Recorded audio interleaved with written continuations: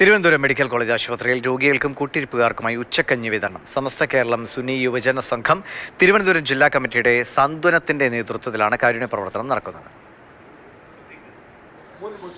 എല്ലാ ദിവസവും രാവിലെ 10 മണിക്ക് തിരുവനന്തപുരം മെഡിക്കൽ കോളേജ് ആശുപത്രിയിൽ കഞ്ഞി വിതരണം ആരംഭിക്കും.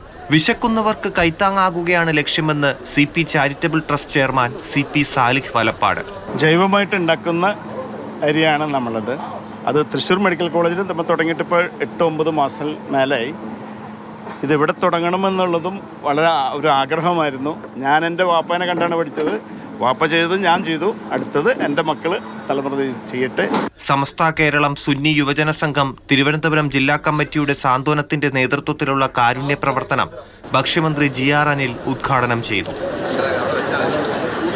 തൃശ്ശൂർ ആസ്ഥാനമായി പ്രവർത്തിക്കുന്ന CP ട്രസ്റ്റ്, അതിൻ്റെ ചെയർമാനായിട്ടുള്ള CP സാലിഹ് നന്മ നിറഞ്ഞ ഒരു പ്രവർത്തനമാണ് ഇന്ന് മുതൽ ഇവിടെ ആരംഭിക്കുന്നത്.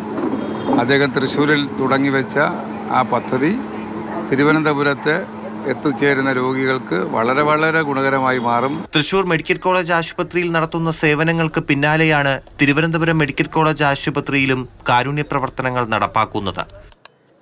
മാതൃഭൂമി ന്യൂസ്, തിരുവനന്തപുരം.